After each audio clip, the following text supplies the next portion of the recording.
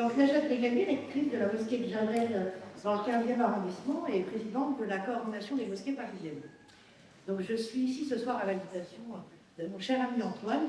Je suis très heureuse d'être là pour faire une sorte de transmission de relais, puisque l'année dernière, nous avons vécu cet événement ensemble avec Marie à la mosquée du 15e arrondissement.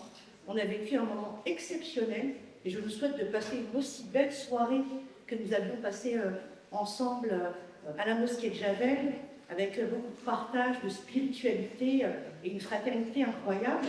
Je pense que tout le monde, les participants, se souviendront de cette très belle soirée, et avec un public exceptionnel, des intervenants formidables.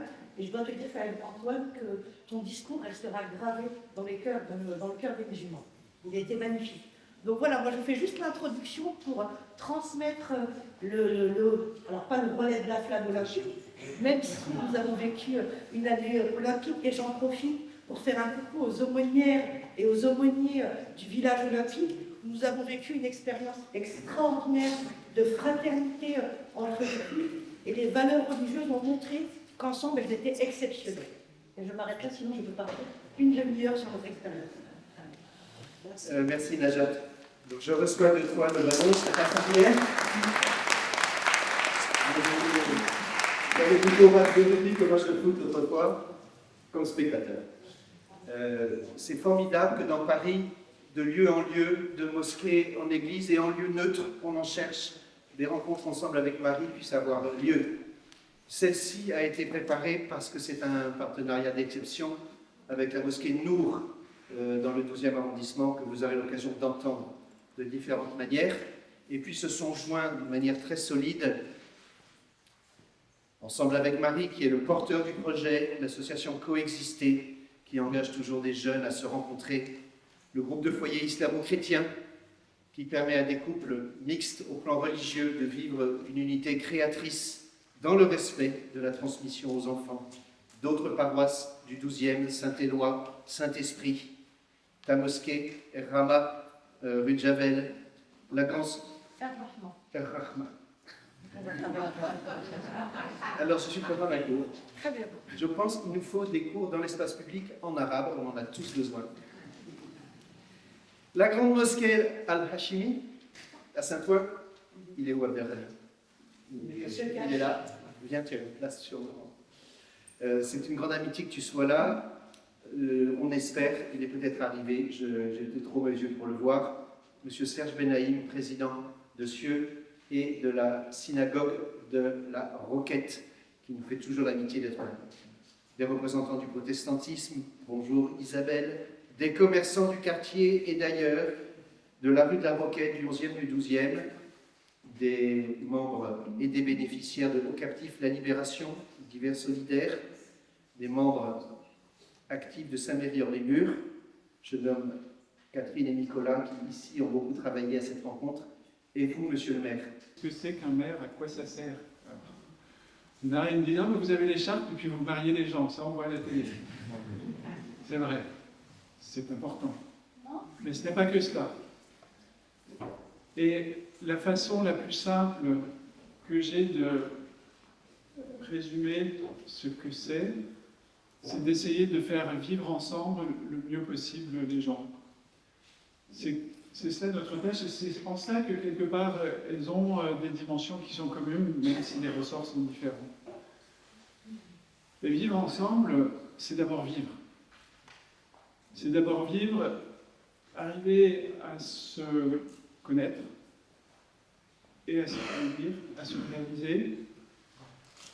Et ce n'est pas quelque chose de facile dans nos sociétés d'aujourd'hui où vivre se résume souvent, et je pense notamment aux plus jeunes d'entre nous, à vivre virtuellement. Et je suis honnêtement terrifié par la place que prennent les réseaux sociaux dans la vie de nos sociétés, dans la vie de nos jeunes, et qui se substituent à beaucoup d'autres dimensions. Et chacun trouve le moyen de se réaliser, doit trouver les moyens de se réaliser. Mais si une chose me semble essentielle, c'est de ne pas se réaliser tout seul dans son coin, encore moins face à un écran, mais plutôt dans la relation à l'autre. Et donc c'est en cela que vivre ensemble est essentiel, c'est comment est-ce que je me connais, je me réalise, en n'étant pas sur un projet égoïste ou individualiste, mais en participant à une vie en société. Et c'est encore une dimension vraiment qui nous rassemble tous.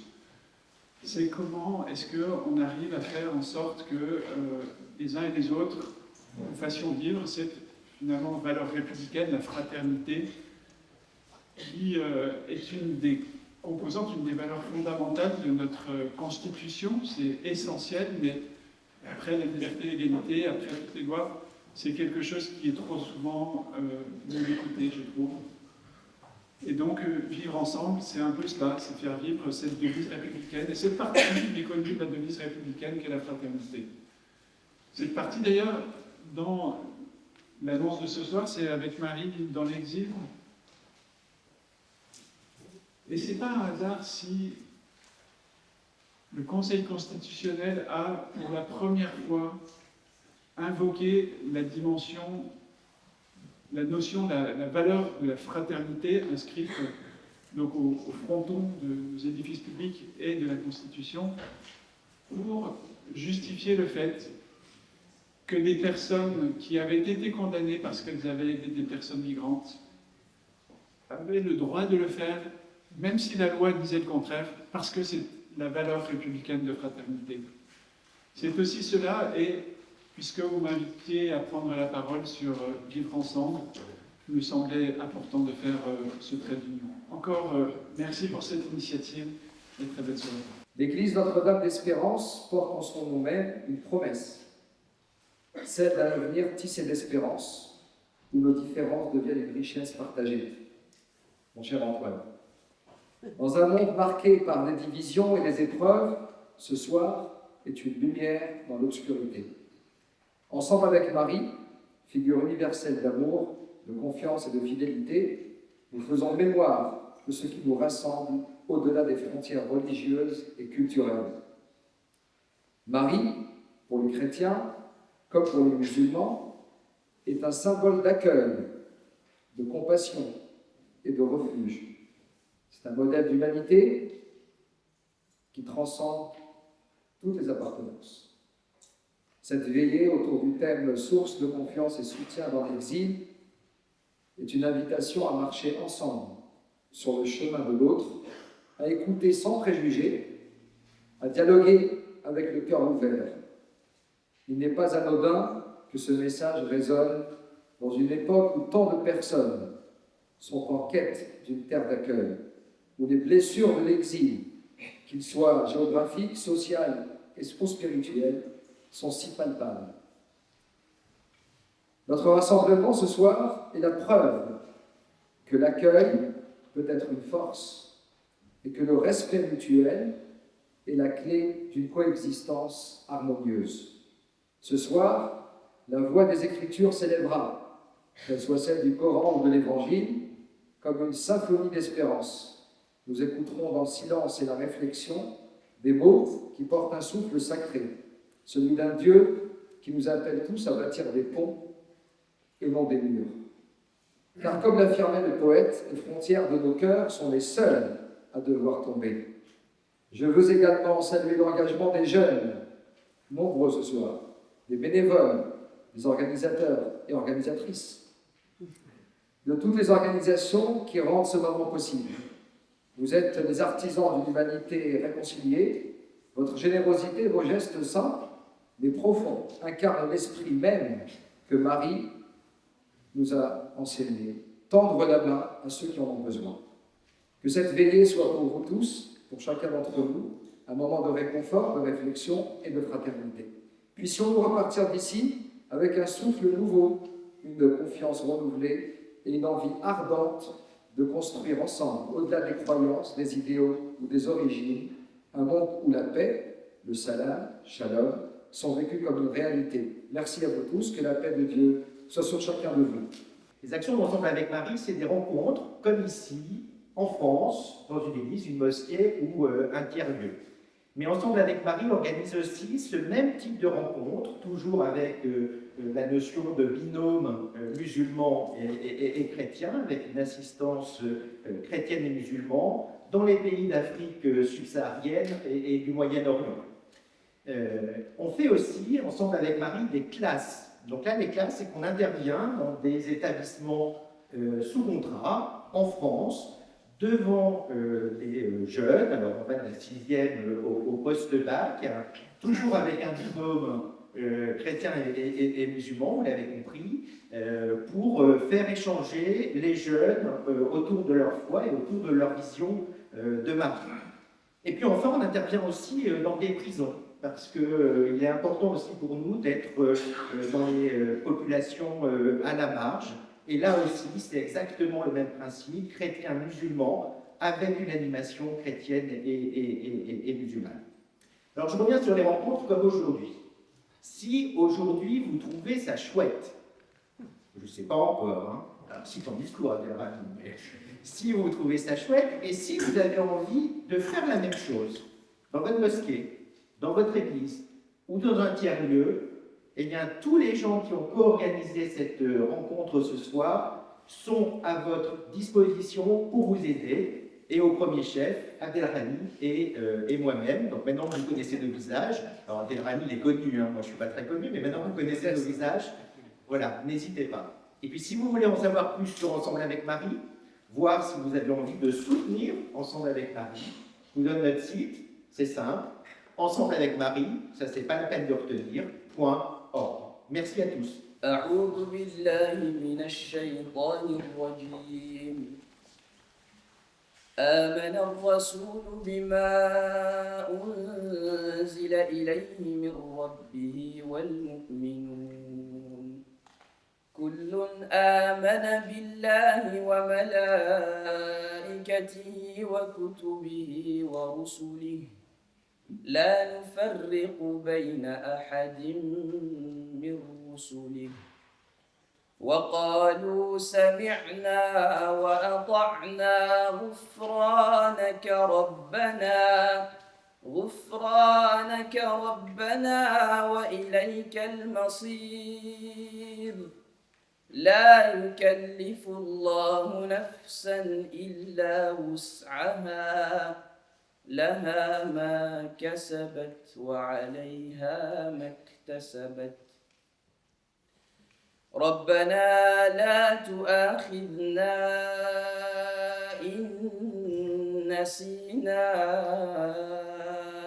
أو أخطأنا ربنا ولا تحمل علينا إصرا كما حملته على الذين من قبلنا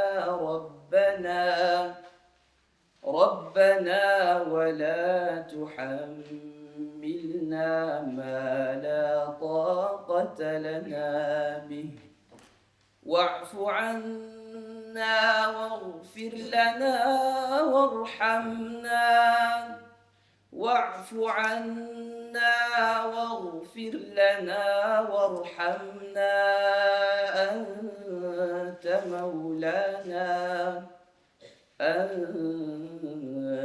مولانا فانصرنا على القوم الكافرين صدق الله العظيم أبانا الذي في السماوات ليتقدس اسمك لتكن مشيئتك كما في السماء كذلك على الأرض أعطنا خبزنا كفاية يومنا واغفر لنا ذنوبنا وخطايانا كما نحن نغفر لمن أخطأ وأساء إلينا ولا تدخلنا في التجارب لكن نجنا من الشرير آمين. أعوذ بالله من الشيطان الرجيم وإذ قالت امرأة عمران رب إني نذرت لك ما في بطني محررا فتقبل مني إنك أنت السميع الدعاء فلما وضعتها قالت رب إني وضعتها أنثى والله أعلم بما وضعت وليس الذكر كالأنثى وإني سميتها مريم وإني أعيذها بك وذريتها من الشيطان الرجيم فتقبلها ربها بقبول حسن وأنبتها نباتا حسنا وكفلها زكريا كلما دخل عليها زكريا المحراب وجد عندها رزقا قال يا مريم أنى لك هذا قالت هو من عند الله إن الله يرزق من يشاء بغير حساب. Et Dieu nous dit quelques versets plus tard, toujours pendant la vie de Maryam et à l'annonce de la venue de Isa alayhi salam, Jésus. وإذ قالت الملائكة يا مريم إن الله اصطفاك وطهرك واصطفاك على نساء العالمين يا مريم اقنتي لربك واسجدي واركعي مع الراكعين ذلك من أنباء الغيب نوحيه إليك وما كنت لديهم إذ يلقون أقلامهم أيهم يكفل مريم وما كنت لديهم إذ يختصمون إذ قالت الملائكة يا مريم إن الله يبشرك بكلمة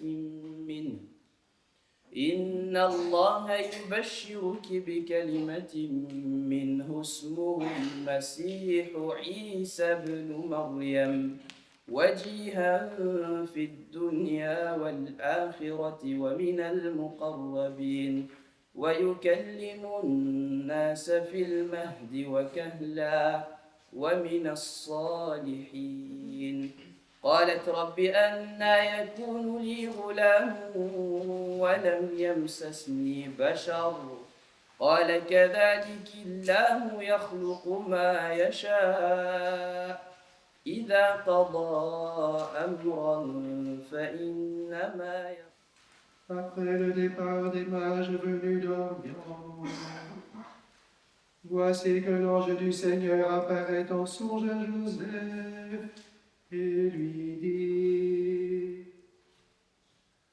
Lève-toi, prends l'enfant et sa mère, et fuis en Égypte. Reste là-bas jusqu'à ce que je t'avertis. Car Hérode va rechercher l'enfant pour le faire périr. Joseph se leva dans la nuit. Il prit l'enfant et sa mère et se retourna et se retira en Égypte, où il resta jusqu'à la mort d'Hérode, pour que soit accomplie la parole du Seigneur prononcée par le prophète. D'Égypte j'ai appelé mon fils. Alors Hérode, voyant que les mages s'étaient moqués de lui, entra dans une violente fureur. Il envoya tuer tous les enfants jusqu'à l'âge de 2 ans, à Bethléem et dans toute la région, d'après la date qu'il s'était fait préciser par les mages.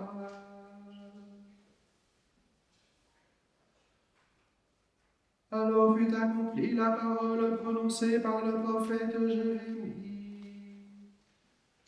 Un cri s'élève dans Rama, pleurs et longues plaintes. C'est Rachel qui pleure ses enfants et ne veut pas être consolée, car ils ne sont plus. Après la mort d'Hérode, voici que l'ange du Seigneur apparaît en songe à Joseph en Égypte et lui dit: Lève-toi, prends l'enfant et sa mère, et pars pour le pays d'Israël, car ils sont morts ceux qui en voulaient à la vie de l'enfant. Joseph se leva, prit l'enfant et sa mère, et il entra dans le pays d'Israël. La figure de Mariam dans le Coran est un personnage unique. C'est un personnage unique dans le sens où Allah subhanahu wa ta'ala nous dit dans un verset du Coran, selon la traduction, et rappelle-toi lorsque les anges disent: Ô Marie, certes Allah t'a élu, il t'a purifié, il t'a élu au-dessus de toutes les femmes de l'univers. Au-dessus de toutes les femmes de l'univers. Pas des mondes, pas du monde, hein, mais toutes les femmes de l'univers. Alamissa et la alamin. Pour vulgariser, on pourrait dire que c'est une sorte de Miss Univers, mais intemporelle. Pour vulgariser un peu. Donc, la question qui se pose ici maintenant, après avoir entendu toutes ces belles paroles à travers le Coran et les évangiles, qu'avait-elle de spécial? Qu'avait-elle de spécial cette grande dame, cette sainte, qui est connue à travers le monde, qui va être célébrée dans quelques semaines? Qu'avait-elle de spécial? Eh bien, déjà, sa naissance est déjà le fruit de l'invocation de Anna. Anne, en français, qui est sa mère. Sa mère avait, avant même de l'enfanter, avait fait la promesse que cet enfant sera dédié au temple, sera dédié à l'étude des textes, l'équivalent quasiment d'un prophète. Lorsqu'elle naquit, elle fut élevée sous la tutelle de Zacharia, au temple, dans la solitude, dans un exil loin de toute occupation, de toute préoccupation, voué à l'étude des textes, la prière, la contemplation, et donc ce retirement ou cet exil donna à cette fille, cette petite fille, Mariam, un lien très fort avec le Seigneur, une foi inébranlable. Et on peut même dire ici une foi quasiment, si on peut se permettre, insolente. Alors, vous allez comprendre pourquoi je dis insolente. Je vais relier ça avec un verset du Coran. Et je vais vous citer cet exemple qui est relaté dans le verset 37 de la sourate La famille d'Imran. Alors, à chaque fois que je dis le verset du Coran, bien sûr, je dis ça rapidement, mais alors les jeunes de l'association Nour ont mis des couleurs, ils ont donné un petit tableau, ils ont fait, c'est pas moi, je vais bien faire mon titre, mais ils auront tout mis ça bien. Voilà, là je cite des numéros, mais donc le verset 37 de la sourate Al-Imran. Dans ce verset, on voit l'anecdote, ce moment où Zacharia, qui l'a pris sous sa tutelle, qui est lui-même un prophète, qui est plein de foi, trouve Mariam dans le temple avec à ses côtés des fruits d'hiver en été et des fruits d'été en hiver. Alors, il lui pose la question: d'où te provient cette nourriture? Et là, sa foi lui permet de répondre de manière, pour elle c'est évident. Elle lui dit: cela me vient du Seigneur, il donne certes la nourriture à qui il veut, sans compter. En gros, c'est comme si elle lui disait en somme: mais c'est toi qui m'as éduqué, c'est toi qui m'as appris la foi, et tu me poses la question. Alors, cette foi-là, ce niveau de foi, est dû à cet isolement, à ce retirement dans lequel elle sait elle a été éduquée, elle a grandi. Donc, après ce moment, on voit que cette foi est due, donc, comme on l'a dit, au détachement du matériel. Donc, c'est ce qu'on peut appeler un exil intérieur. Déjà, voilà. Donc, c'est une sorte d'exil intérieur, en fait. Nous, à chaque fois qu'on parle de ces histoires dans le Coran, dans l'Évangile, on s'imagine un prophète qui voyage à travers le désert, la forêt, qui s'isole dans une grotte afin de méditer. Hein. Alors aujourd'hui, en 2024, on ne peut pas vraiment... tous les déserts et toutes les forêts, toutes les grottes figurent dans le guide d'art. Hein. Partout, il y a des maisons d'hôtes et des Airbnb. Donc, cet imaginaire hollywoodien, il faut qu'on le sorte un peu de notre... Et qu'on se pose vraiment la question, qu'est-ce que l'exil et qu'est-ce qui est se retirer? Alors, il y a se retirer géographiquement, et puis aujourd'hui, comme le disait le maire tout à l'heure, il y a le fait de se détacher du matériel. Se détacher de nos réflexes. Quand on a un souci, on a tendance à demander le soutien auprès d'êtres humains, auprès de nos semblables. On est dans une époque où tout le monde nous parle, par exemple, de burn-out, de stress, etc. Alors, on peut se tourner vers des médecins, vers des psychologues, etc. Mais ces médecins, ces psychologues, quand ils se retrouvent dans la même situation, ils se tournent vers qui? Et là, je laisse le point d'interrogation. Alors, on voit à travers la vie de Marie, Marie trouve la consolation avec son Seigneur dans ce retirement.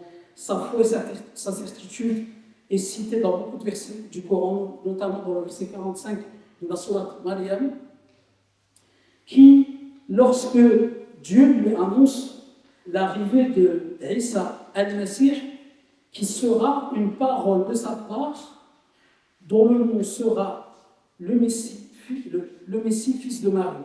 Alors à ce moment-là, elle se contente de rappeler qu'elle est vierge, et elle rappelle donc sa chasteté à Gabriel, qui lui répond, mais c'est ainsi, car il crée ce qu'il veut lorsqu'il décide une chose. Il lui suffit de dire soit, et elle est aussitôt. Je vais en quitter un petit peu, juste un petit peu. Et donc le miracle se réalise, c'est l'annonciation, c'est le miracle, et le Seigneur, pour la consoler lors des douleurs de l'enfantement, lui propose de secouer un palmier, et afin qu'elle puisse se nourrir de quelques dattes fraîches. Et le verset du Coran, le verset 34, qui dit « Tel est Isa, tel est Jésus, fils de Marie, une parole de vérité dont il doute. » Fin du verset. Cette naissance miraculeuse qui sera célébrée donc, dans quelques semaines à travers le monde, et ici même chez le Père Antoine, à Saint-Éloi aussi. Je ne vais pas citer toutes les églises parce que il y a une histoire de publicité, etc. Si je parle d'Adidas, je parle de Nike. Donc il y a Saint-Éloi, il y a beaucoup de paroisses. Je mets en avant les paroisses du 12e, bien sûr. Le 11e, c'est ça après. Donc, parfois, en tant que croyant, on se pose beaucoup la question de, c'est-à-dire, comment est-ce que je peux évoluer dans ma foi, ou tout simplement en tant que citoyen, comment est-ce que je peux me sentir mieux avec moi-même? Même quand on croit en Dieu, on se dit, tiens, aujourd'hui je reviens du travail, je suis stressé, etc. Comment je fais pour me sentir mieux avec moi-même? Eh bien, tout simplement, comme Marie qui était coupée du monde, on se coupe de, je ne sais pas, TikTok, Instagram, etc. Tout simplement, on retire un peu, on se permet un peu de légèreté. Là, je parle spécialement aux jeunes, hein. Là, on a dit plein de bonnes paroles, mais ça serait bien de faire... C'est des jeunes de chez nous qui m'ont donné cette idée. Un jour, on parlait du jeûne du Ramadan, et ils m'ont dit, mais le jeûne du Ramadan, maintenant, c'est facile. Et si on faisait un carême, pendant une semaine, on coupe le téléphone. Allez, on va dire juste on coupe une ou deux applications. Alors là, on va avoir un autre aperçu, une autre sensibilité. Donc, je voudrais terminer juste l'exil, là on a ri, mais l'exil c'est aussi la souffrance. La souffrance, comme vous savez, des gens qui fuient des pays c'est pas par choix. Hein. Ils fuient pour vivre une meilleure vie ailleurs, sur d'autres terres. Ils traversent des mers, des océans, des détroits, des fleuves et des forêts. Ils frôlent la mort et ils cherchent qui? Ils cherchent la consolation. Ils cherchent une vie meilleure. Et heureusement, ayant quitté même leurs proches, parfois ils n'ont pas de téléphone avec eux, ils n'ont plus personne avec eux, aucun lien. Et ils tombent dans un endroit où on parle une autre langue et on a une autre culture. Et heureusement qu'il y a des associations, des gens, des accueillants. Et ça, on a pu le constater. Depuis quelques années, on a pu faire connaissance à travers l'interreligieux. Par exemple, l'activité chez Saint-Éloi, les hivers solidaires, aussi ici avec le Père Antoine, beaucoup de personnes parmi vous qui sont des bénévoles pour l'accueil de ces personnes en nécessité, notamment Jean-Baptiste Néda et le petit groupe. Hein, je ne peux pas citer tout le monde, on a vraiment... Voilà, je ne peux pas. Il y a Paul qui est là. Alors, pour ceux qui veulent participer tout à l'heure et s'inscrire, vous êtes les bienvenus. Pour Hiver solidaire avec Saint-Éloi, pour les Restos du Cœur et les autres activités avec la paroisse Notre-Dame de l'Espérance. Et aussi, je voudrais remercier à l'occasion toutes les familles de Masjid Nour, la mosquée Nour, où tous les ans, on fait l'opération La table au service du miséricordieux. On distribue en moyenne, ça c'est les membres, c'est pas moi, entre 500 et 1000 repas par jour, pendant le mois du Ramadan, notamment à des migrants, à des femmes isolées, avec l'association Aurore. Donc toutes les personnes qui veulent participer, vous êtes tous bienvenus, et nous sommes tous les bienvenus. Donc voilà, n'hésitez pas à vous inscrire tout à l'heure, et je vous remercie de m'avoir écouté.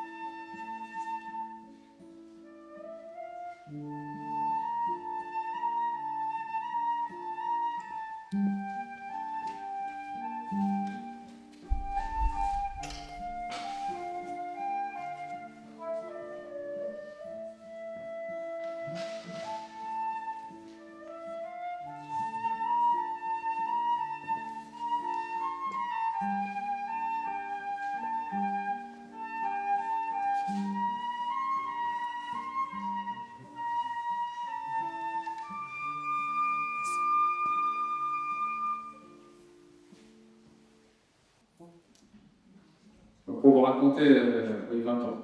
Pour vous raconter rapidement l'anecdote, on s'est rencontrés au lycée lors d'une conversation avec d'autres élèves autour de livres que notre professeur de français avait donné à lire à la classe. Et il se trouve que Léda et moi, par un pur hasard, ou par un signe du destin, étions seuls à avoir choisi l'annonce est à Marie de Paul Collège. Je pensais à ça pour ce soir.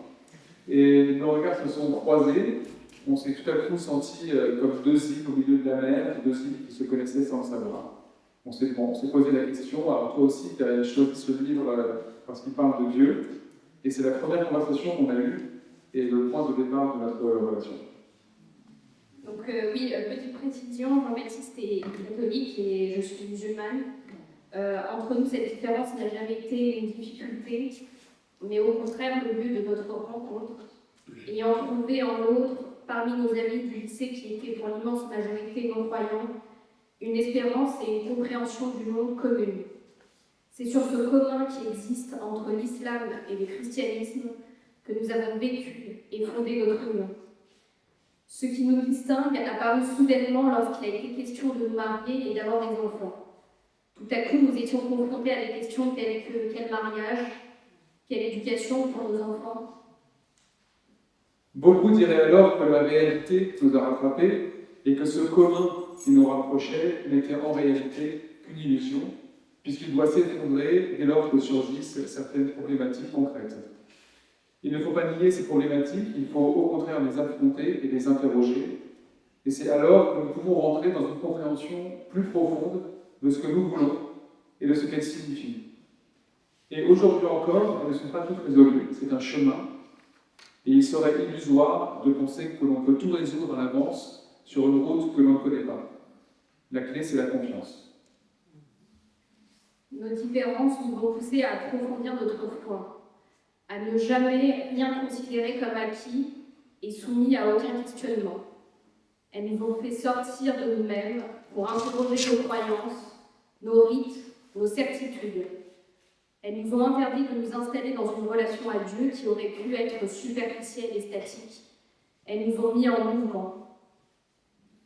Modestement, je crois qu'on peut dire que nous avons fait l'expérience, non sans difficulté, et justement en affrontant ces difficultés, que le dialogue interreligieux est non seulement la seule issue possible à toute société, serait-ce la société du couple, mais qu'elle a surtout énormément à nous apporter dans la compréhension de nous-mêmes, de notre pratique et de nos croyances. Elle nous renforce et nous fonde. Et pour terminer par quelque chose qui est ce commun à nos deux religions, nous parlerons de l'attention aux autres. Il y a une dizaine d'années, nous avons compris que notre vie sur Terre ne pouvait pas se limiter à nos familles et à nos amis, et qu'il nous appartenait en tant que croyants d'ouvrir nos cœurs à notre prochain, peu importe son origine, sa religion et sa fortune. Et nous avons donc décidé, comme l'a dit gentiment Omar tout à l'heure, de nous engager au Restaurant du Cœur, et nous assurons depuis 8 ans la responsabilité de la distribution des plats chauds qui a lieu à la sortie du métro Reggae Savoie tous les samedis soirs. Ce n'est pas forcément une invitation à nous rejoindre, mais plutôt une façon de montrer aussi comment on peut être un couple à la fois musulman et chrétien, et passer par une association non professionnelle pour agir dans la société. En réfléchissant au thème, je me suis demandé, finalement, pour aller en exil, pour s'exiler, est-ce qu'il ne faut pas déjà faire confiance à ce qui adviendra?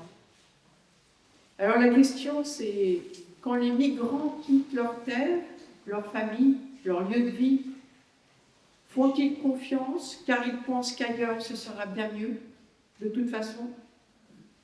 Et ensuite, comment trouvent-ils de nouveau la confiance? Personnellement, je viens d'une région minière, en Anjou. C'était des mines d'ardoise.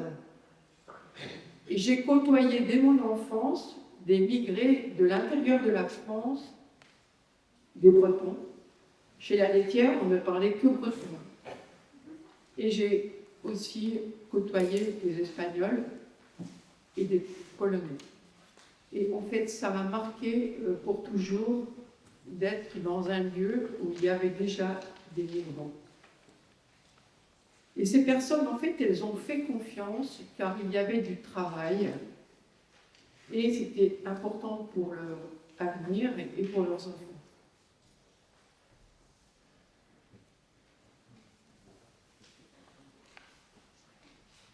En fait, cette rencontre de l'autre différent, dès mon enfance, a marqué ma vie.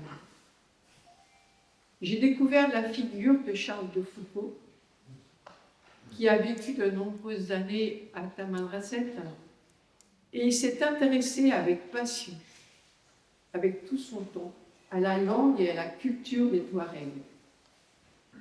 Il a pu quitter quelques préjugés qu'il avait, et c'est vrai qu'il a initié pour nous, qui sommes de cette spiritualité, un chemin interculturel et interreligieux. Moi, je suis partie en Mauritanie en 1981. J'y suis restée 9 ans. Et je dois dire, bon, on était 3 chrétiennes dans un village entièrement musulman. Et je dois dire que la rencontre avec l'autre différent est bien un exil.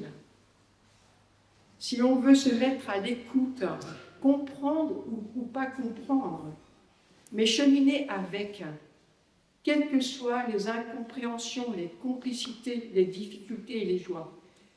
Un jour, le postier d'Akjouch, où j'étais dans ce village, en Mauritanie, je vivais avec mes sœurs, et le postier me dit « Ma sœur, nous, ici, on n'a pas les moyens de désespérer. » Ça m'a beaucoup marqué.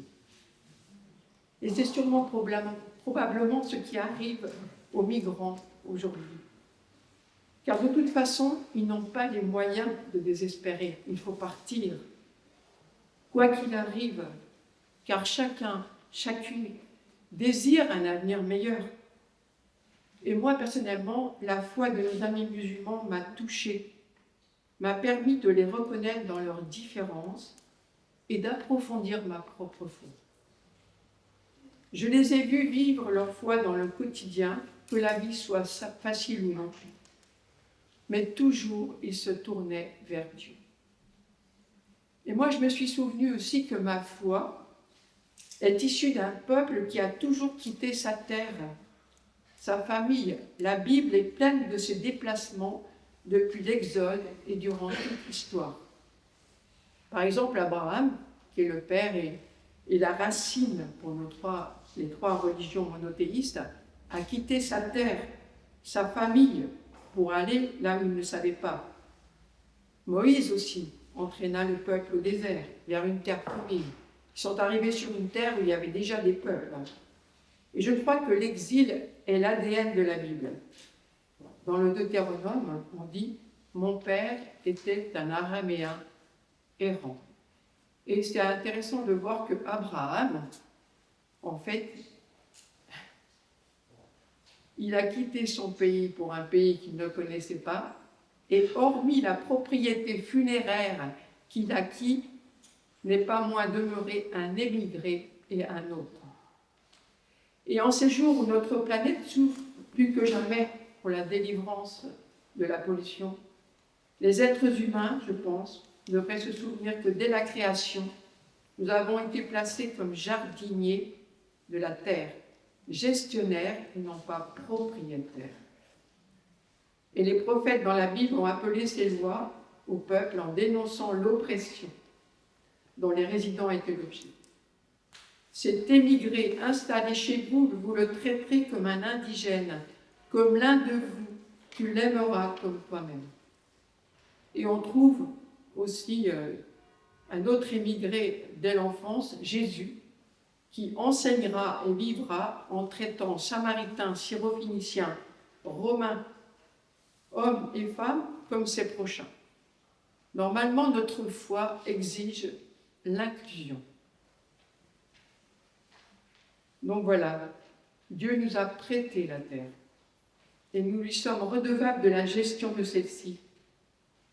Donc ça nous pose vraiment des questions, ça me pose aussi des questions par rapport à mes valeurs. Nous avons une foi d'exilés, et moi j'ai une foi d'exilés. Notre foi en Jésus-Christ est éclairée par les paroles du livre d'Isaïe. Le peuple qui marchait dans les ténèbres a vu se lever une grande lumière.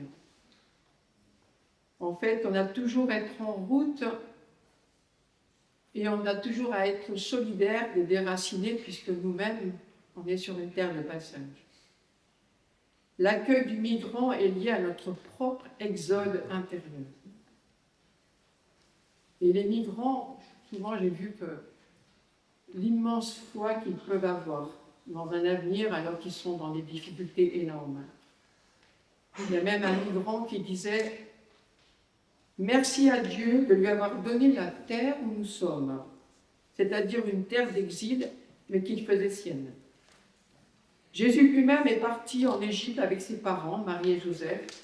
Ce fut pour revivre l'exode depuis l'Égypte et revenir vers un pays qui était occupé par les Romains. Donc à la fois leur terre et pas leur terre. Et je crois que la figure de Jésus, pour nous, est à la fois une figure itinérante et hospitalière. On est plongé dans un monde, mais on n'est pas de ce monde. On demeure des étrangers. Et tout à l'heure, il y avait, je ne sais plus qui, parlait d'un écart à vivre. Et je pense qu'on a toujours un écart fertile, car les valeurs du monde sont souvent en contradiction avec les valeurs de fraternité que nous voulons vivre. Donc nous sommes toujours en exil, parce que nous désirons une société qui respecte chacun et chacune, qui respecte le droit et la justice, qui désire la réconciliation, la paix plutôt que la guerre. Et je crois que nous avons la responsabilité, moi la première, de mettre en acte la confiance attendue et désirée. Et la rencontre avec ceux qui souffrent, ceux qui s'exilent, qui n'ont pas d'autre solution, ceux qui sont en exil dans leur propre pays, nous touchent, nous traversent. Leur douleur est ma douleur, leur exil est notre exil, leur foi, leur confiance m'interpellent, me bousculent et m'invitent à la confiance. Et comme disait l'homme mauritanien, le postier, en fait, je crois qu'on pourrait dire la même chose. On n'a pas d'autre solution que de faire confiance au cœur de ce monde difficile.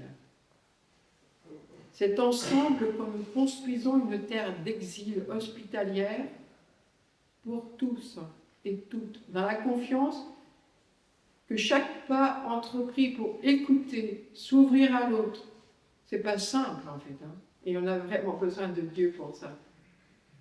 Une fraternité possible qui transcende nos divisions.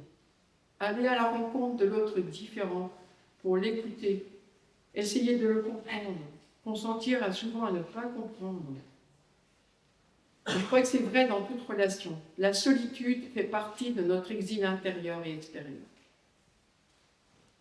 Et je me dis, bon, j'ai du mal à comprendre, et comment je pourrais comprendre vraiment Dieu, finalement. Pouvons humblement y croire. Et je suis heureuse qu'il existe plusieurs religions, parce que ça m'invite à beaucoup plus d'humilité. Je me laisse habiter par ce croit l'autre, sa relation à Dieu, ça me met en exil en fait. Ça me met à l'écart en me demandant qui est Dieu, qui je suis, qui sont les autres. C'est toujours invité à me déplacer intérieurement, extérieurement. Et alors la figure de Marie, j'en ai pas beaucoup parlé, elle nous réunit aujourd'hui et elle m'aide à vivre la confiance dans toutes les situations de la vie, la joie et la douleur. Finalement, Marie est accordée au désir de Dieu et cela lui donne une confiance de ces tout petits qui n'ont rien à perdre et qui font une confiance infinie en Dieu. Nous sommes tous des errants vers une terre où germera la paix, la justice, la fraternité. Cela suppose d'être toujours en exil et de faire confiance en Dieu, en l'autre, en moi, en l'humanité en marche. Et sur ce chemin nous accompagne Marie, la confiante, au cœur même des difficultés.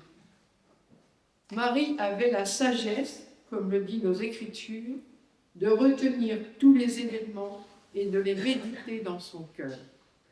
Marie avait toujours cet écart pour ne pas être engluée dans les événements, pour écouter Dieu. Et c'était ça, je pense, la source de sa confiance, que ce soit la mienne et la nôtre. Dans le cœur d'une fille d'Israël, un projet mystérieux a germé, répondant à notre appel, qui devrait nous transformer. Donner à ce peuple infidèle une chance pour espérer, trouver une annonce nouvelle et une autre destinée. Dans ce peuple qui attend donner un enfant, dans ce peuple qui ne croit plus, un enfant on nommera Jésus, Emmanuel, Dieu avec nous, Emmanuel, Dieu parmi nous. Tu n'es pas la première au chemin, Zacharie a eu le même destin, sauver les hommes sans avenir, délivrer et rétablir. Le peuple choisit dans sa foi, lui donner un nouveau plan.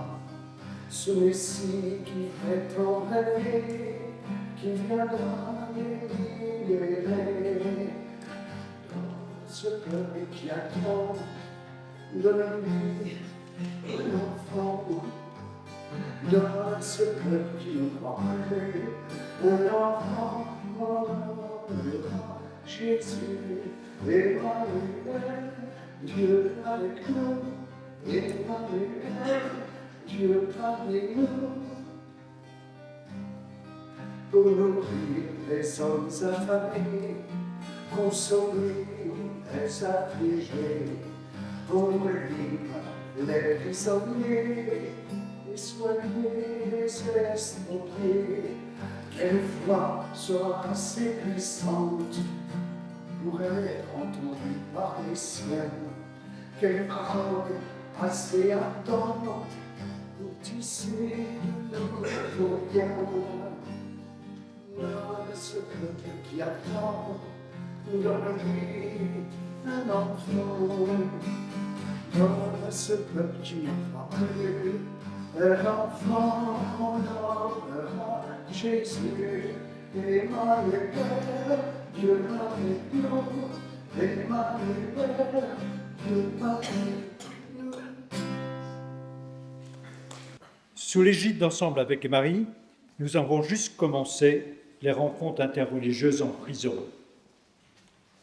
Ces rencontres s'organisent en étroite coopération avec les aumôniers chrétiens et musulmans, il y en a d'ailleurs dans la salle, qui ont souvent une expérience de dialogue amical entre eux.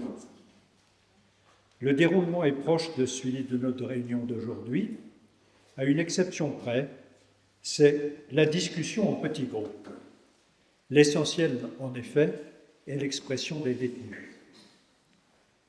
À l'issue des temps d'échange, le micro circule pour remonter des mots ou des phrases. J'en partage quelques-unes.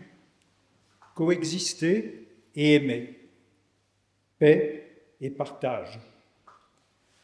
Quand on regarde l'autre avec le regard de Dieu, on ne voit pas de différence entre nous. Cultiver ce qui nous lie et non pas ce qui nous sépare. Marie nous en dit plus sur l'accueil de l'autre.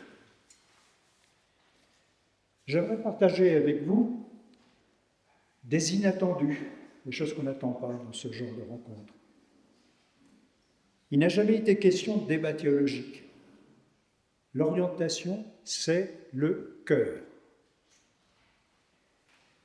Les participants ont du mal à identifier qui est musulman et qui est chrétien.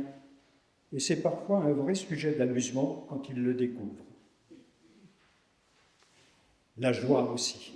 Un des participants dira, « Depuis que je suis en détention, c'est la meilleure activité que j'ai eue. » Par ces rencontres, il me semble que nous créons une petite extension au domaine de l'espérance, c'est le nom de cette Église. Il serait présomptueux de penser que c'est la solution à l'amitié entre communautés, la solution unique. Le public ici est volontaire et ce qu'il exprime, c'est le désir de la rencontre. Et ce qu'il demande, c'est un encouragement à poursuivre dans la voie du dialogue. Mais ce serait faire preuve de fausse modestie que de négliger ce genre de rencontre. Le témoignage de la fraternité possible, même en milieu hostile, offre une alternative au pouvoir qui domine dans notre société, qui est quand même celui de la force, celui de la violence. Il offre à chacun, ceux qui ont participé à la rencontre, comme ceux qui n'ont pas participé, parce que les gens parlent entre eux après, une alternative au pouvoir de cette force, de cette violence, qui est le pouvoir du dialogue, de l'entraide et de l'amitié sociale. Ce pouvoir apparemment faible, mais qui construit pierre après pierre la communauté que chacun de nous recherche, une communauté de frères et de sœurs. Voilà ce que je voulais partager avec vous. Je ne faisais pas très bien la religion catholique, à part par le biais des infos, mais à la suite, avec l'association dont est membre Seif Laïoma, et aussi les chers Boubacar et Assalam, nous avons fait quelques rencontres avec l'église de Saint-Édouard, à qui nous avons tissé des liens. Aussi avec l'église Notre-Dame d'Espérance, représenté par le Père Antoine, nous avons pu faire plusieurs réunions dans la bonne humeur et le dialogue. Je vais citer quelques personnes, Cécile, Neda, Jean-Baptiste et bien d'autres. À l'occasion d'une rencontre avec les jeunes catholiques, je propose à l'avenir une entente continue dans la voie de la discussion, soit chez nous, soit chez l'association Nour ou chez l'église Notre-Dame d'Espérance. Merci de votre écoute, merci et que Dieu vous garde.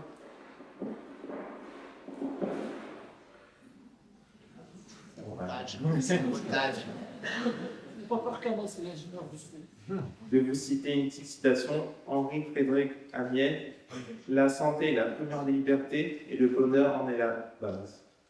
Donc, je voulais commencer par vous parler d'une rencontre islamo-chrétienne que j'ai vécue il y a plusieurs années maintenant à Thésée, qui est une communauté chrétienne œcuménique en Bourgogne. Et j'avais pu assister là-bas à une prière musulmane et avoir plusieurs discussions avec des jeunes musulmans sur leur foi, notamment pas mal de musulmans récemment convertis. Et ce qui m'avait beaucoup frappé à l'époque, c'était les points communs entre nos deux religions, qui sont assez peu mis en avant en fait, dans l'éducation catholique. On apprend beaucoup les similarités avec le judaïsme et on parle moins de l'islam. Et donc j'avais été frappée à ce moment-là par le discours de l'imam pendant la prière du vendredi, qui parlait beaucoup des prophètes qu'on avait en commun, qui parlait aussi de la figure de Jésus et de Marie qui sont dans le Coran, comme on l'a vu tout à l'heure. Voilà. Et après, il y a 2 ans, j'ai eu la chance de partir vivre au Liban pendant 1 an. Donc ça a aussi renforcé mon lien avec l'islam, puisque c'est un pays où l'islam fait partie du quotidien, au même titre que le christianisme fait une bonne partie de la population. Les religions, elles sont vraiment dans l'espace public, en fait. Voilà, donc pour l'islam, les mosquées, on a des mosquées visibles un peu partout. J'ai eu l'occasion d'en visiter plusieurs. Il y a l'appel à la prière qu'on entend dans la rue. Il y a les fêtes et le ramadan qui rythment la vie libanaise. Et donc ça m'a permis d'apprendre à connaître les coutumes musulmanes. Et puis à l'université, j'ai pu aussi étudier un peu le Coran. Donc cette année-là, il m'a fait vraiment aimer l'islam et ça m'a donné envie de mieux connaître aussi cette religion. Et encore une fois, j'ai été marquée par les proximités, et notamment autour de la figure de Marie dont on parle ce soir, parce qu'il y a un sanctuaire donc, au Liban qui s'appelle Harissa, qui est au-dessus de Beyrouth, avec une grande statue de Marie, et c'est un sanctuaire qui est à la fois visité par des fidèles chrétiens et des fidèles musulmans. Et donc à mon retour du Liban, assez naturellement, quand je suis atterrie dans cette paroisse, j'ai participé aux rencontres islamo-chrétiennes avec la mosquée Nour. Et le fait de parler un petit peu arabe, d'avoir un peu appris au Liban, ça me faisait aussi sentir un lien particulier avec l'islam, parce que c'est une langue qui a forcément une place centrale dans cette religion. Et je voulais finir en vous parlant de ce qui me touche et ce que je trouve beau dans la foi musulmane. La première chose, c'est la fidélité à la prière. Le fait de prier 5 fois par jour, je trouve ça très édifiant. Et ça m'interpelle moi aussi dans ma foi catholique et mon rapport à la prière. Et la deuxième chose, c'est la répétition de la parole, le fait d'avoir un livre sacré dont on apprend les mots, les versets. Moi, en tant que chrétienne, j'ai un rapport à l'évangile qui est peut-être une connaissance un peu plus approximative, moins au mot près. Et je trouve ça très beau de vraiment chercher à connaître la parole. Ça me fait penser aux moines chrétiens qui récitent les psaumes tous les jours. Et je me dis qu'il y a aussi beaucoup de proximité là-dedans. Dans le christianisme, on croit que la parole, elle est vivante et qu'elle nous parle dans notre actualité d'aujourd'hui. Et je pense que c'est quelque chose qui nous réunit beaucoup aussi avec l'islam. Voilà, merci beaucoup. Grâce à l'association Nous, que j'ai découvertes il y a plusieurs années, j'ai eu l'opportunité de participer à des rencontres chaleureuses et éclairantes qui réunissent des personnes de différentes cultures et pensées et religions. Malgré nos différences sur certains points théologiques, musulmans et chrétiens partagent de nombreux points communs et l'événement d'aujourd'hui nous le prouve. Le sujet de la Sainte Vierge Marie, paix sur elle, illustre à merveille que le vivre ensemble existe réellement. Au fil des années, j'ai également profité d'autres moments tout aussi enrichissants. Par exemple, des événements organisés à l'église Saint-Éloi, à Paris 12e, à la Camélienne, ou encore la conférence intitulée « À la rencontre de l'autre » qui réunissait l'évêque d'Abu Dhabi et l'ancien imam et président de notre belle mosquée, Boubacar Konté, paix à son âme. Cette conférence marquait les 800 ans de la rencontre historique entre saint François d'Assise et le sultan Malik el-Kamil en Égypte. Je tiens aussi à exprimer ma gratitude envers le père Arnaud, Yann, Bruno Parado, toutes les paroisses du 12e arrondissement, et aussi le père Antoine, dont la rencontre m'a ouvert de nouvelles perspectives.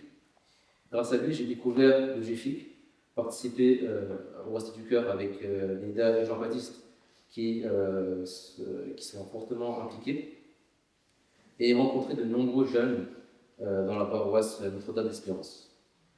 Un grand merci également à Cécile, qui est là à nos côtés et joue un rôle important dans ces initiatives. Ces rencontres m'ont permis non seulement de mieux connaître les autres, d'apprendre de leur sagesse et de leurs valeurs comme l'entraide et le partage, mais également de mieux me connaître moi-même, car le meilleur moyen d'apprendre à se connaître, c'est de chercher à comprendre autrui. Elles m'ont aussi aidé à ouvrir mon esprit, laissant passer un souffle oxygéné d'interaction bienveillante, amicale et fraternelle. Comme le dit l'adage, l'esprit, c'est comme un parachute. Ça marche mieux quand c'est ouvert. Il faut se dire les choses. Il y a une trinité, c'est les Juifs qui vous parlent de trinité, qui est entre Dieu, le texte, et le croyant. Et dans cette trinité, pour que ça marche, c'est que quand on pratique le texte, donc on donne à Dieu l'importance dans cette trinité, l'existence dans cette trinité, qu'il existe parce qu'on a écouté et qu'on fait ce qu'il dit. Il faut être honnête, normalement les religions, nous devrions être la flamme qui apporte la paix dans le monde, et on constate que dans toutes les religions, il y a de la violence et souvent on n'est pas les meilleurs promoteurs de la paix, et c'est là où il faut quand même s'interroger. On a parlé beaucoup de l'immigré, et on a parlé de femmes extraordinaires, parce que dans toutes nos religions, c'est bien le scénario le même, c'est la mise en scène qui est différente. Et évidemment, on a parlé de Myriam et Jésus, on peut parler de Hagar et de Ismaël, on peut parler de Moïse et de Yorévet, sa mère. Et à chaque fois, cet enfant qui s'appelle Jésus, Ismaël ou Moïse, il a eu la chance parce que sa mère n'était pas loin. Et le drame des immigrants, c'est parce qu'ils partent sans leur mère. Dans les textes, la présence de la mère est extrêmement importante, et parce qu'il y a la mère à côté, l'enfant réussit. Dans n'importe quel scénario, dans n'importe quel enfant qu'on vient de citer. C'est pour ça que l'immigré, si on le reçoit bien, il sera toujours un immigré bien reçu par rapport à d'autres immigrés qui sont mal reçus. La solution, c'est d'écouter bien ce que Dieu nous a dit. Et Dieu n'a pas créé quelque chose de superflu dans ce monde. Il n'y a pas quelque chose de superflu. Et l'immigré, il n'est pas quelqu'un d'autre que je le sois bien, mais il est tout simplement une partie de moi-même. Il m'appartient parce qu'il est en moi. Et c'est parce que c'est une partie de moi que je dois le considérer. C'est peut-être dans ces mots, puisque je dois être court, qu'il faut clôturer en disant que l'espoir, il est certainement dans le monde, mais on voit que le monde est un peu violent, mais dans le monde des religieux, de pouvoir interpréter l'attente de Dieu, et chacun à notre niveau, d'apporter la lumière et la chaleur à celui qui est à côté de lui. Marie, lumière dans l'exil et source d'espérance. Marie douce, lumière et mère d'espérance, lien sacré entre le ciel et l'errance. En chrétien et musulman, elle est un phare, elle est éclaire les âmes, apaise les regards. Dans l'exil et l'épreuve, en elle se trouve un soutien fidèle qui jamais ne s'éprouve. Mariam, figure universelle et profondément respectée dans les traditions chrétiennes et musulmanes, transcende les frontières religieuses pour devenir un symbole de pureté, de foi et de dévotion. Dans le noble Coran, elle est appelée Mariam, une femme élue parmi toutes, et une sourate entière, la sourate 19, lui est dédiée. Ce texte sacré met en lumière sa piété, son choix par Dieu, Allah, Seigneur, et sa position unique parmi les femmes. Le prophète, alayhi salatu salam, Mohammed, déclare dans un recueil authentique, parmi les femmes, aucune n'a atteint la perfection sauf Mariam, et la fille de Imran. C'est à savoir que toute la famille d'Imran, Allah l'a créée uniquement pour Mariam, pour Marie. Et Asiya, c'est l'épouse du pharaon. Ces paroles soulignent la place singulière de Mariam dans l'islam, un modèle de pureté, de dévotion et de patience, inspirant les croyants à travers les âges. L'histoire de Mariam, en tant que mère exilée et confiante en Dieu, Allah, Seigneur, trouve une résonance particulière dans notre monde actuel. Des millions de personnes déplacées par la guerre, la pauvreté ou les crises climatiques vivent aujourd'hui l'exil.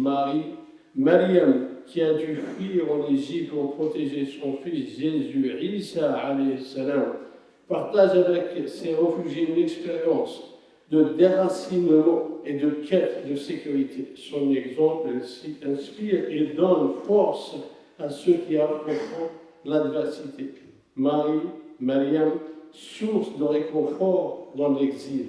L'exil de Mariam nous enseigne des leçons profondes. Elle est un modèle de foi et de résilience pour les croyants confrontés à l'épreuve de l'éloignement, qu'il soit cet éloignement physique, émotionnel ou spirituel.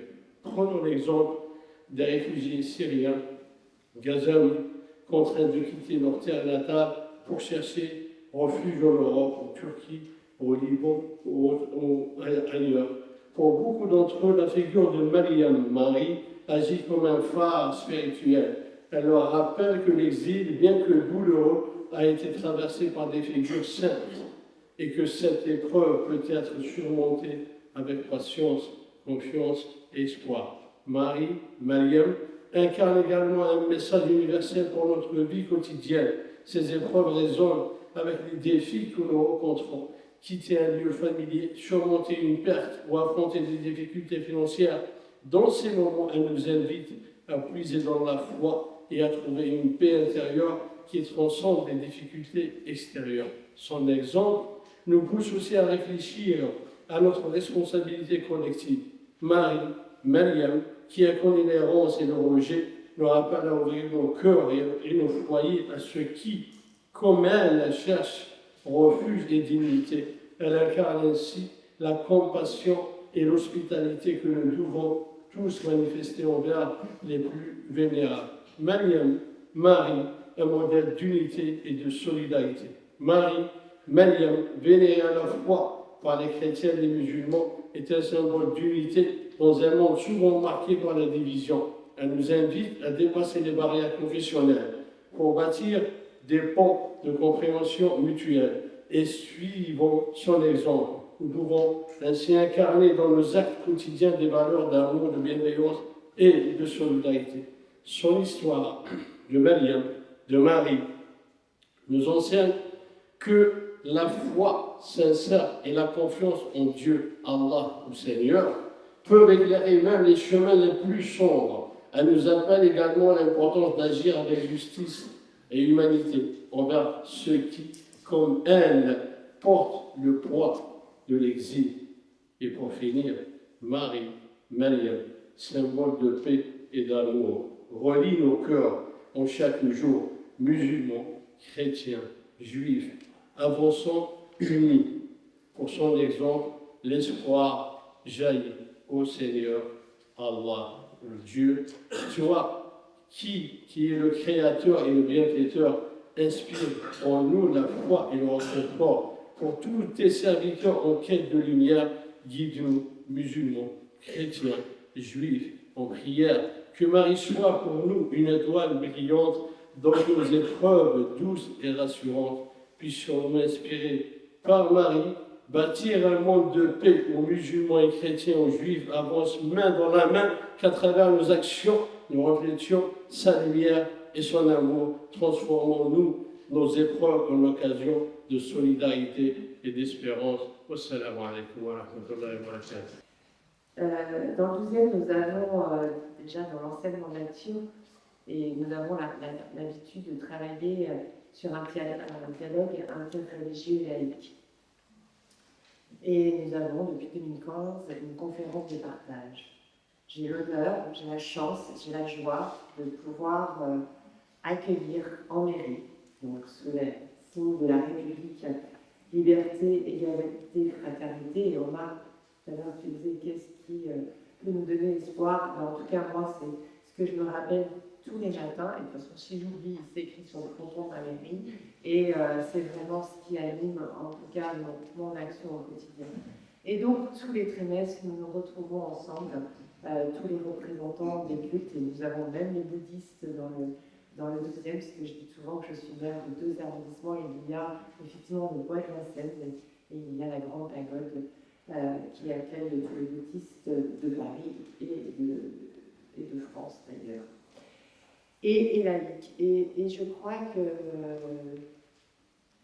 je me permets, en voyant à toutes et tous, membres de cette conférence de partage, que c'est un moment choyé, chéri, attendu, partagé, puisque justement, nous retrouvons ces rencontres, ce dialogue et cette envie de construire ensemble un monde meilleur, un monde plus juste, encore une fois plus égalitaire. Et dans les périodes que nous passons, de troubles, puisque cette conférence a pris surtout naissance après les attentats qui ont meurtri Paris. Mais Paris est une ville belle, fière et surtout inclusive. Elle a su bien évidemment faire face, elle a su se relever ensemble, parce que seul, on n'est pas grand-chose. En tout cas, moi, je le comprends tous les jours. Et c'est vrai que, voilà, j'ai chevillé au corps cette envie de paix et d'amour, en tout cas, même avec les valeurs de la République, liberté, égalité, fraternité.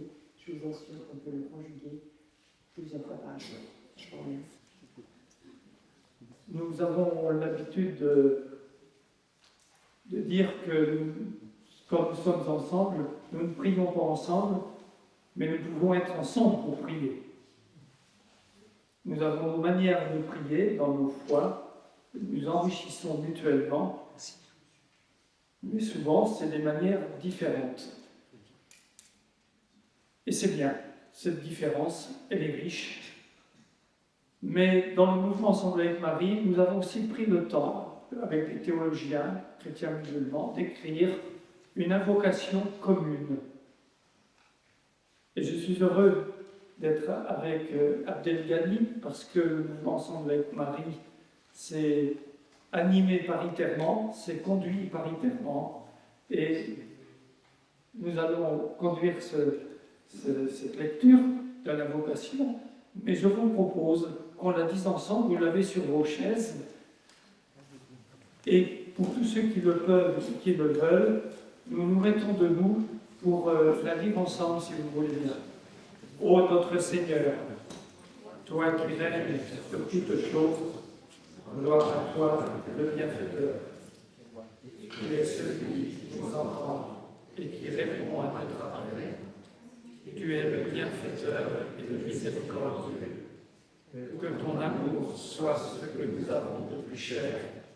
Donne-nous, Seigneur, de t'aimer, ainsi que tes anges et tes prophètes. Purifie nos cœurs et délivre-nous de toute rancune. Donne-nous d'aller au-delà de nos intérêts personnels pour ne mener que pour le bien commun. Sauve-nous et répare de ta clémence nos imperfections. Ô Seigneur, c'est dans ton infinie miséricorde que nous cherchons le salut. Toi qui as envoyé l'ange Gabriel pour annoncer à Marie la naissance miraculeuse de Jésus, donne-nous d'accueillir avec joie cette bonne nouvelle. Ô Seigneur des cieux et de la terre, comme tu as choisi la Vierge Marie, l'élevant plus haut de toutes les femmes du monde, nous te prions de rendre notre pays sous ton règne bienveillante. Que la paix et la convivialité règnent dans notre société et partout dans le monde. Ton humble servante, dont l'humilité a traversé les âges, est pour nous un exemple à suivre. Que la mémoire de ce jour de l'annonce à Marie ouvre davantage notre cœur à Dieu et à nos frères et sœurs en humanité. Qu'ensemble nous puissions avancer sur le chemin de la rencontre et du dialogue pour faire advenir la paix là où nous sommes. Amen. Voilà. Tendre Marie de Nazareth, toi, la mère de Jésus, guide nos pas vers le vivant, celui qui donne le salut ensemble. Tendre Marie de Nazareth, toi, la mère de Jésus, guide nos pas vers le vivant, celui qui donne le salut. Vous répondrez, tendre Marie, enfant béni du peuple d'Abraham, tendre Marie, donnerons aux fruits de Palestine, tendre Marie. Voilà, je vous laisse répondre. Mon cœur s'éveille au Dieu de l'impossible.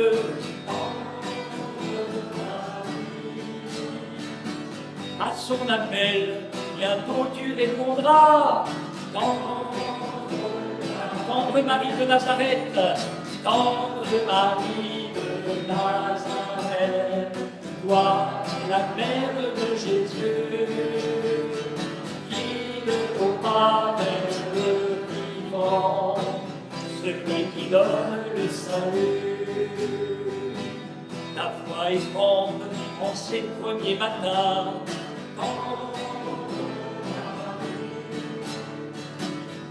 Nous donnerons ta fidélité.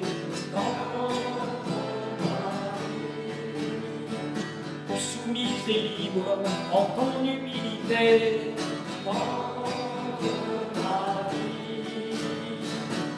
Tu fais confiance au bien-aimé qui vient. Tendre Marie de Nazareth, ensemble. Tendre Marie de Nazareth, toi, la mère de Jésus, guide nos pas vers le vivant, celui qui donne le salut. Toi la plus belle étoile du Liban, tendre Marie, nous donnerons d'unir tous les croyants. Tendre Marie, ouvre un chemin qui nous fera grandir. Tendre Marie, toi qui bénis chrétiens et musulmans. Tendre Marie de Nazareth, tendre Marie de Nazareth, toi, la mère de Jésus, guide nos pas vers le vivant, celui qui donne le salut. On a commencé en entrant avec une date, un bout de pain et un peu de mousse qu'il y avait.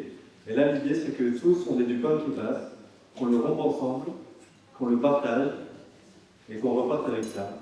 Qu'on reparte avec cette fraternité où on a partagé ce pain, on a été compagnons. Et on a passé un beau moment de prière ensemble. Avant d'aller dîner au troisième étage, je suis inscrit sur la maison. Donc voilà, il y a du pain qui va passer, et l'idée de le rompre. Partagez aux gens, partagez aux gens. C'est bon? Tu partages à tout le monde. Ça roule. Allez, je commence par là, je commence par là. Mon cher Omar, Merci, c'est vraiment gentil. Ce pain fait par un boulanger de la rue de la Roquette. Nous appelons ça la fraternité, et c'est un cadeau que nous faisons à l'association Lourdes en cette fin de soirée.